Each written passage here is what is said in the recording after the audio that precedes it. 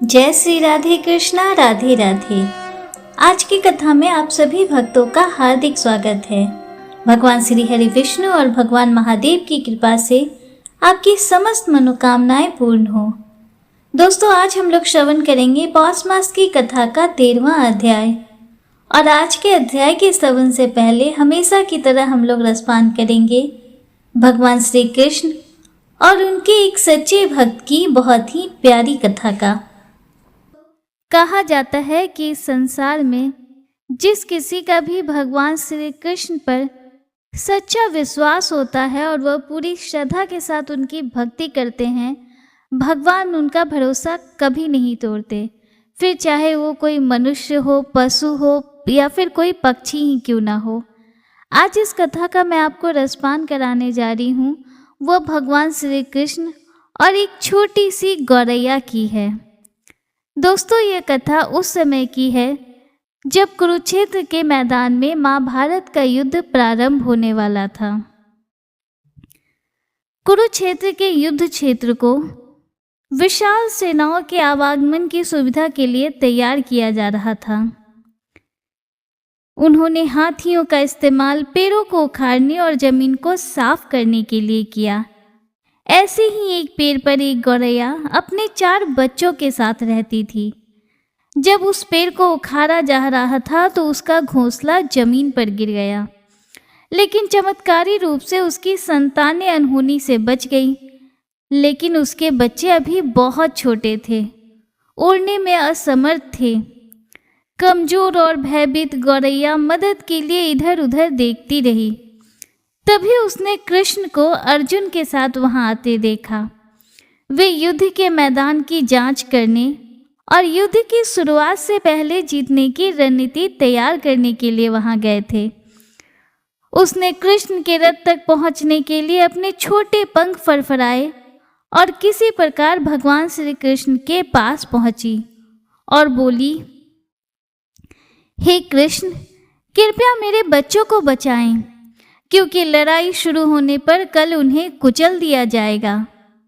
सर्वव्यापी भगवान बोले, मैं तुम्हारी बात सुन रहा हूँ, लेकिन मैं प्रकृति के कानून में हस्तक्षेप नहीं कर सकता। गौरैया ने कहा, हे भगवान, मैं जानती हूँ कि आप मेरे उद्धार करता हैं। मैं अपने बच्चों के भाग्य को आपके हाथों में सौंपती हूँ।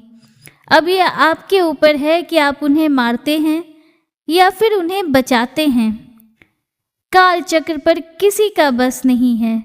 श्री कृष्ण ने एक साधारण व्यक्ति की तरह उससे बात की, जिसका आशय था कि वहाँ ऐसा कुछ भी नहीं था जिसके बारे में वो कुछ भी कर सकते थे। गौरैया ने विश्वास और श्रद्धा के साथ कहा, प्रभु, आप कैसे और क्या करते हैं ये मैं नहीं जान सकती। आप स्वयं काल के निर्माण करता हैं, यह मुझे पता है। मैं सारी स्थिति एवं परिस्थिति और अपने परिवार को आपको समर्पित करती हूँ। भगवान बोले, अपने घोंसले में 3 सप्ताह के लिए भोजन का संग्रह करो। गौरैया और श्री कृष्ण के संवाद से अनभिज्ञ अर्जुन गौरैया को दूर भगाने की कोशिश करते हैं। गौरैया ने अपने पंखों को कुछ मिनटों के लिए फुलाया और फिर अपने घोंसले में वापस चली गई।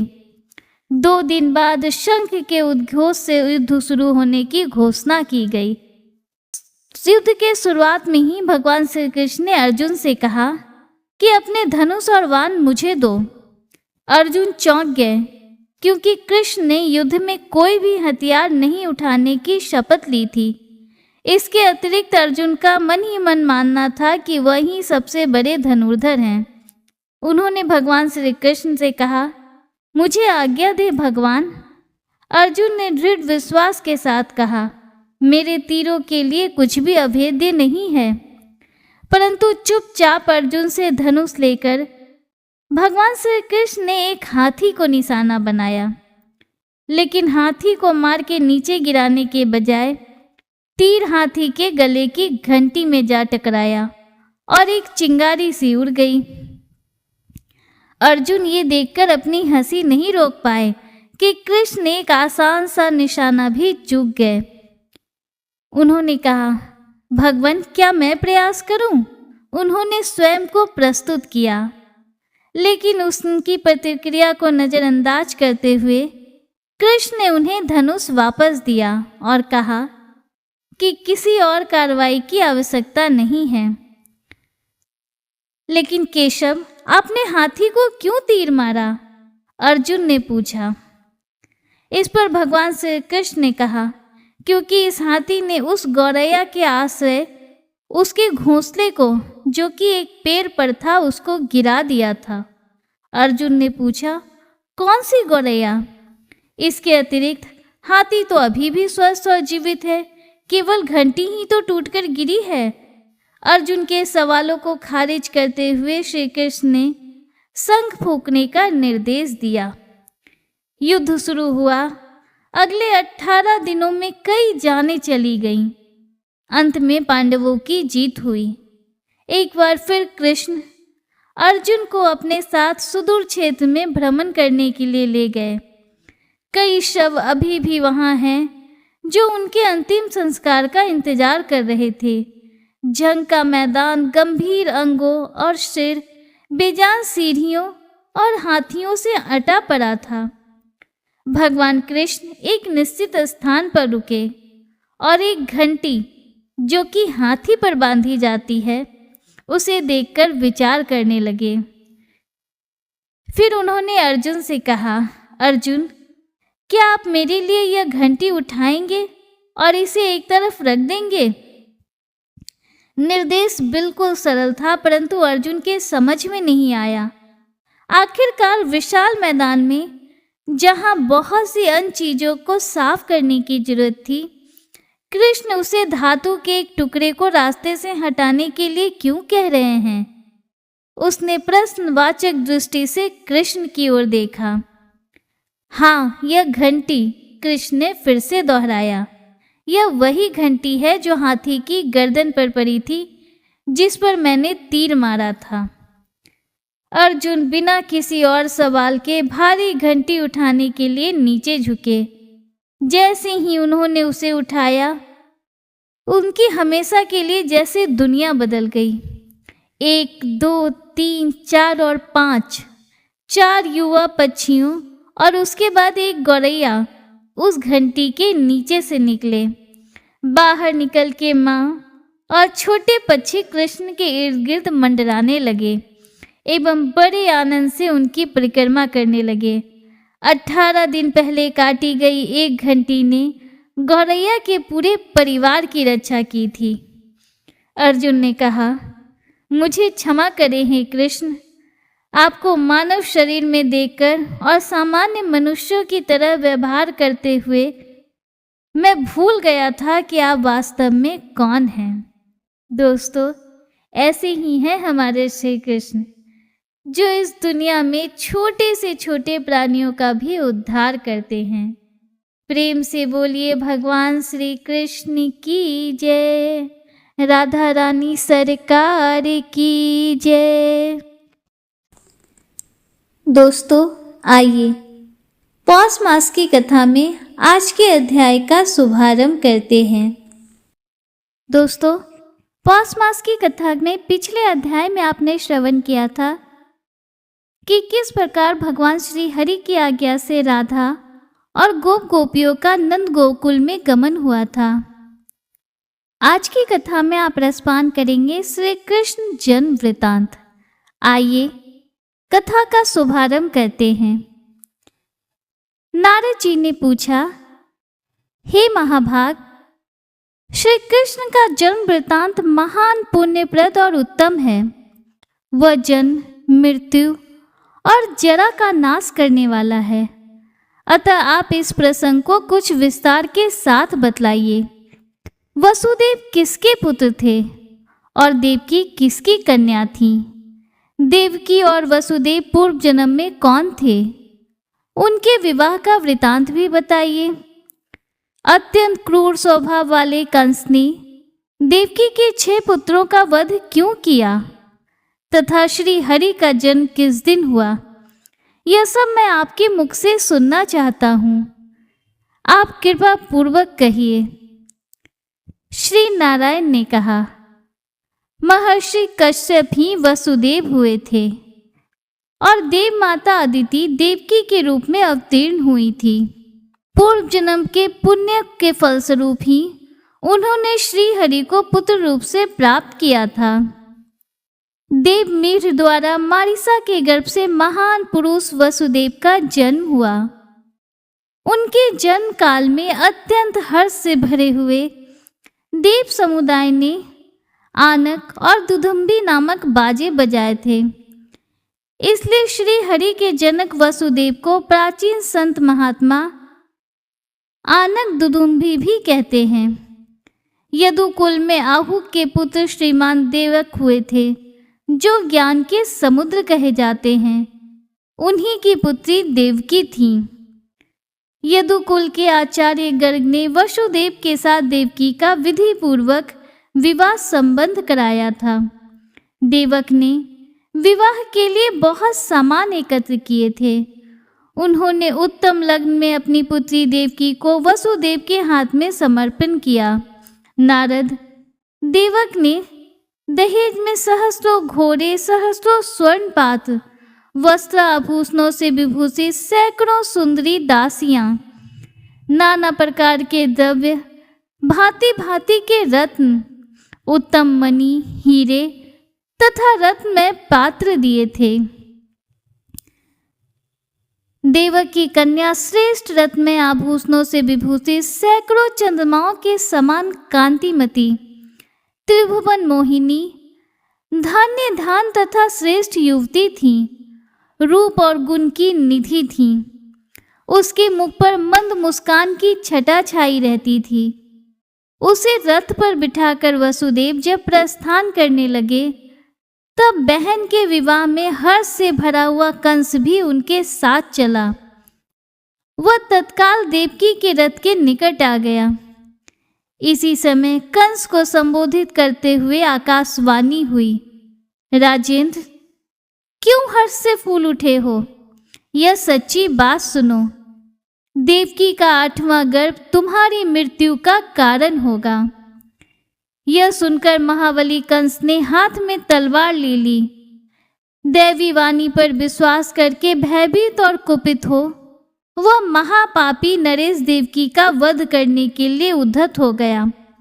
वसुदेव जी बड़े भारी पंडित, नीतिज्ञ तथा नीति शास्त्र के ज्ञान में निपुण थे। उन्होंने कंस को देवकी का वध करने के लिए उद्यत देखकर उसे समझाना आरंभ किया। वसुदेव जी बोले, राजन, जान पड़ता है तुम राजनीति नहीं जानते हो। मेरी बात सुनो, यह तुम्हारे लिए हितकर और यशकर है। साथ ही कलंक को दूर करने वाली, शास्त्रों द्वारा प्रतिपादित तथा समय के अनुरूप भी है। हे भूपाल, यदि इसके 8वें गर्भ से ही तुम्हारी मृत्यु होने वाली है, तो इस बेचारी का वध करके क्यों अपयश लेते हो और अपने लिए नरक का मार्ग प्रशस्त करते हो? जीव मात्र के वध से ही न्यूनाधिक पाप होता है, परंतु ब्रह्म हत्या बहुत बड़ा पातक है। स्त्री का वध करने से मनुष्य को ब्रह्म हत्या के समान पाप लगता है। विशेषतः यह तुम्हारी बहन है, तुमसे पालित और पोषित होने योग्य है तथा तुम्हारी शरण में आई है। हे नरेश्वर, इसका वध करने पर तुम्हें 100 स्त्रियों की हत्या का पाप लगेगा। मनुष्य जप, तप, दान, पूजा, तीर्थ दर्शन, ब्राह्मण भोजन और होम यज्ञ आदि का अनुष्ठान स्वर्ग की प्राप्ति के लिए ही तो करता है। साधु पुरुष समस्त संसार को पानी के बुलबुले और स्वप्न की भांति निस्सार एवं मिथ्या मानते और भयदायक समझते हैं। इसलिए वे सदैव यत्न पूर्वक धर्म का अनुष्ठान करते हैं। हे यदुकुल कमल दिवाकर धर्मिष्ठ नरेश्वर, अपनी इस बहन को छोड़ दो, मारो मत। तुम्हारी राजसभा में कई प्रकार के विद्वान हैं। तुम उन सब से पूछो कि इसके विषय में क्या करना चाहिए। भाई, इसके 8वें गर्भ में जो संतान होगी उसे मैं तुम्हारे हाथ में दे दूंगा। उससे मेरा क्या प्रयोजन है? अथवा ज्ञानी शिरोमणि, जितनी भी संतानें होंगी उन सब को मैं तुम्हारे हवाले कर दूंगा, क्योंकि उनमें से एक भी मुझे देवकी से अधिक प्रिय नहीं है। राजेंद्र, बहन को जीवित छोड़ दो, यह तुम्हें बेटी के समान प्यारी है। तुमने अपनी इस छोटी बहन को सदा मीठे अन्न पान देकर पाल पोस कर बड़ा किया है। वसुदेव जी की यह बात सुनकर राजा कंस ने अपनी बहन को छोड़ दिया। वसुदेव जी प्यारी पत्नी को साथ लेकर अपने घर चले गए। नारद, देवकी के गर्भ से क्रमशः जो 6 संतानें हुई उन्हें वसुदेव जी ने कंस को दे दिया, क्योंकि वे सत्य से बंधे हुए थे। कंस ने क्रमशः उन सब को मार डाला। देवकी के 7वें गर्भ के आने पर कंस ने भय के कारण उसकी रक्षा की और विशेष ध्यान दिया, परंतु योग माया ने उस गर्भ को खींचकर रोहिणी के पेट में रख दिया। रक्षकों ने राजा को यह सूचना दी कि देवकी का 7वां गर्भ गिर गया। उसी गर्भ से भगवान अनंत प्रकट हुए, जो संकर्षण नाम से प्रसिद्ध हुए। तदंतर देवकी का 8वां गर्भ प्रकट हुआ, जो वायु से भरा हुआ था।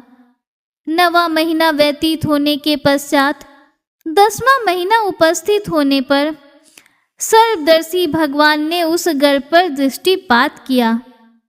समस्त नारियों में श्रेष्ठ देवी देवकी स्वयं तो रूपवती थी ही, भगवान की दृष्टिपात करने पर तत्काल ही उनका सौंदर्य चौगुना बढ़ गया। कंस ने देखा देवकी के मुख और नेत्र खिल उठे हैं। वह तेज से प्रज्वलित हो योग माया के समान 10 दिशाओं को प्रकाशित कर रही हैं। मूर्तिमान ज्योति पुंज सी दिखाई देती हैं। उसे देख असुरराज कंस को बड़ा विस्मय हुआ। उसने मन ही मन कहा, इस गर्भ से जो संतान होगी वही मेरी मृत्यु का कारण है। ऐसा कहकर कंस यत्न पूर्वक देवकी और वसुदेव की रखवाली करने लगा। उसने 7 द्वार वाले भवन में उन दोनों को रख छोड़ा था। 10वें मास के पूर्ण होने पर जब वह गर्भ वायु से पूर्ण हो गया, तब सबसे निर्लिप्त रहने वाले साक्षात भगवान श्री कृष्ण ने देवकी के हृदय कमल में निवास किया। उस समय महामनस्वी वसुदेव ने देवकी पर दृष्टिपात करके समझ लिया कि प्रसव काल का समय आ गया है। फिर तो वे भगवान श्री हरि का स्मरण करने लगे। रत्नमय प्रदीप से युक्त उस परम मनोहर भवन में उन्होंने तलवार, लोहा, जल और अग्नि को लाकर रखा। मंत्रज्ञ मनुष्य तथा भाई बंधुओं की स्त्रियों को भी बुला लिया। भय से व्याकुल वसुदेव ने विद्वान ब्राह्मण तथा बंधुओं को भी सादर बुला भेजा। इसी समय जब रात के 2 पहर बीत गए, आकाश में बादल घिराए, बिजलियां चमकने लगी, अनुकूल वायु चलने लगी तथा रक्षक निद्रित हो सैया पर इस तरह निश्चेर सो गए मानो मरकर अचेत हो गए हों। तब धर्म, ब्रह्मा तथा शिव आदि देवेश्वरगण वहां आए तथा गर्भस्थ परमेश्वर की स्तुति करने लगे। देवता बोले, भगवान, आप समस्त संसार की उत्पत्ति के स्थान हैं, किंतु आपकी उत्पत्ति का स्थान कोई नहीं है। आप अनंत, अविनाशी, निष्पाप, सगुण, निर्गुण तथा महान ज्योति स्वरूप हैं। आप निराकार होते हुए भी भक्तों के अनुरोध से साकार बन जाते हैं। आप पर किसी का अंकुश या नियंत्रण नहीं है। आप सर्वथा स्वच्छंद, सर्वेश्वर, स्वरूप तथा समस्त गुणों के आश्रय हैं। आप संतों को सुख देने वाले, दुष्टों को दुख प्रदान करने वाले, दुर्गम स्वरूप एवं दुर्जनों के नाशक हैं। आप तक तर्क की पहुंच नहीं होती है। आप सबके आधार हैं। आप सौभाग्यशाली और दुर्भाग्य रहित हैं तथा प्रवचन कुशल हैं। आपको रिझाना या लांघना कठिन ही नहीं असंभव है। आपके निश्वास से वेदों का प्राकट्य हुआ है, इसलिए आप उनके प्रादुर्भाव में हेतु हैं। संपूर्ण वेद आपके स्वरूप हैं। आप वेद वेता और सर्वव्यापी हैं। ऐसा कहकर देवताओं ने बारंबार उनको प्रणाम किया। उन सब के नेत्रों में हर्ष के आंसू छलक रहे थे। उन सब ने फूलों की वर्षा की। जो पुरुष प्रातः काल उठकर मूल श्लोक में कहे गए 42 नामों का पाठ करता है, वह श्री हरि की दृढ़ भक्ति, दास्य भाव तथा मनोवांछित फल पाता है। भगवान नारायण कहते हैं, इस प्रकार स्तुति सुनाकर देवता लोग अपने अपने धाम को चले गए। फिर जल की बहुत भारी वृष्टि होने लगी। सारी मथुरा नगरी निश्चेष्ट होकर सो रही थी। मुने, वह रात्रि घोर अंधकार से व्याप्त थी। जब रात के 7 मुहूर्त निकल गए और 8वां उपस्थित हुआ, तब आधी रात के समय सर्वोत्कृष्ट शुभ लग्न आया। वह वेदों से अतिरिक्त तथा दूसरों के लिए दुर्गेय लग्न था। उस लग्न पर केवल शुभ ग्रहों की दृष्टि थी, अशुभ ग्रहों की नहीं थी। रोहिणी नक्षत्र और अष्टमी तिथि के संयोग से जयंती नामक योग संपन्न हो गया था। हे मुनि, जब अर्ध चंद्रमा का उदय हुआ, उस समय लग्न की ओर देख देख कर भयभीत हुए सूर्य आदि सभी ग्रह आकाश में अपनी गति के क्रम को लांघकर मीन लग्न में जा पहुंचे। शुभ और अशुभ सभी वहां एकत्र हो गए। विधाता की आज्ञा से एक मुहूर्त के लिए वे सभी ग्रह प्रसन्नता पूर्वक 11वें स्थान में जाकर वहां सानंद स्थित हो गए। मेघ वर्षा करने लगे, ठंडी ठंडी हवाएं चलने लगी। पृथ्वी अत्यंत प्रसन्न थी। 10 दिशाएं स्वच्छ हो गई थीं। ऋषि मुनि यक्ष गंधर्व किन्नर देवता और देवियां सभी प्रसन्न थे। अप्सराएं नृत्य करने लगी। स्वर्ग में दुदुम्बियों और आनकों की मनोहर ध्वनि होने लगी। खिले हुए पारिजात के पुष्पों की झड़ी लग गई। पृथ्वी नारी का रूप धारण करके स्वयं सूतिका गार में गई। वहां जय जयकार, शंखनाद तथा हरि कीर्तन का शब्द गूंज रहा था। इसी समय सती देवकी वहां गिर पड़ी। उनके पेट से वायु निकल गई और वहीं भगवान श्री कृष्ण दिव्य रूप धारण करके देवकी के हृदय कमल के कोष से प्रकट हो गए। उनका शरीर अत्यंत कमनीय और परम मनोहर था। 2 भुजाएं थीं। हाथों में मुरली शोभा पा रही थी। कानों में मकराकृति कुंडल झिलमिला रहे थे। मुख मंदहास की छटा से प्रसन्न जान पड़ता था। वे भक्तों पर कृपा करने के लिए कातर से दिखाई पड़ते थे। श्रेष्ठ मणि रत्नों के सार तत्व से निर्मित आभूषण उनके शरीर की शोभा बढ़ा रहे थे। चंदन, अगरू, कस्तूरी और कुमकुम के द्रव्य से निर्मित अंगराग सब अंगों में लगा हुआ था। उनका मुखचंद्र शरद पूर्णिमा के शशधर की शुभ्र ज्योत्सना को तिरस्कृत कर रहा था। हे मुने, वसुदेव और देवकी ने उन्हें अपने समक्ष देखा। उन्हें बड़ा विस्मय हुआ। वसुदेव जी ने अपनी पत्नी देवकी के साथ अश्रुपूर्ण नयन, पुलकित शरीर तथा नतमस्तक हो हाथ जोड़कर भक्ति भाव से उनकी स्तुति की। वसुदेव जी बोले, भगवन, आप श्रीमान, अविनाशी, निर्गुण, सर्वव्यापी, ध्यान से भी किसी के वश में न होने वाले सबके ईश्वर और परमात्मा हैं। आप स्थूल से भी अत्यंत स्थूल, सर्वत्र व्याप्त, अतिशय सूक्ष्म, दृष्टिपथ में न आने वाले, समस्त शरीरों में साक्षी रूप से स्थित तथा सदृश्य हैं। विभो, आप सर्वेश्वर, सर्वरूप, अविनाशी, सर्वाधार, निराधार हैं। मैं आपकी क्या स्तुति करूं?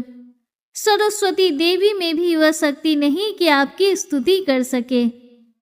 पंचमुख महादेव और 6 मुख वाले स्कंद भी जिनकी स्तुति नहीं कर सकते, वेदों को प्रकट करने वाले चतुर्मुख ब्रह्मा भी जिनके स्तवन में सर्वदा अक्षम हैं, तथा योगींद्रों के भी गुरु गणेश भी जिनकी स्तुति में असमर्थ हैं, उन आपका स्तवन ऋषि, देवता, मुनिंद्र, मनु और मानव कैसे कर सकते हैं? उनकी दृष्टि में तो आप कभी आए ही नहीं हैं। मेरी आपसे इतनी ही प्रार्थना है कि आप ऐसे दिव्य शरीर को त्याग कर बालक का रूप धारण कर लें। जो मनुष्य वसुदेव जी द्वारा किए गए इस स्तोत्र का तीनों संध्याओं के समय पाठ करता है, वह श्री कृष्ण चरणार विंदों की दास भक्ति को प्राप्त कर लेता है। उसे विशिष्ट एवं हरि भक्त पुत्र की प्राप्ति होती है। वह सारे संकटों से शीघ्र पार हो जाता है और शत्रु के भय से छूट जाता है। ओम श्री हरि विष्णु। दोस्तों, पौष मास की कथा में आज के अध्याय का समापन हुआ। उम्मीद करती हूँ कि इससे आगे के अध्याय के श्रवण के लिए आप कल भी हमारे साथ जुड़े रहेंगे। अगर वीडियो आपको थोड़ी सी भी अच्छी लगी हो तो वीडियो को लाइक कीजिए, दूसरों के साथ शेयर कीजिए, कमेंट में हर हर महादेव, जय श्री राधे कृष्णा जरूर लिखिए। अगर आप हमारे चैनल पर पहली बार आए हैं तो चैनल को सब्सक्राइब कीजिए, बेल आइकन जरूर प्रेस कीजिए, जिससे आगे भी आपको ऐसी ही रोचक जानकारियाँ मिलती रहें। मिलते हैं आपसे अगले वीडियो में, तब तक के लिए हर हर महादेव, जय श्री राधे कृष्णा, राधे राधे, जय माता दी।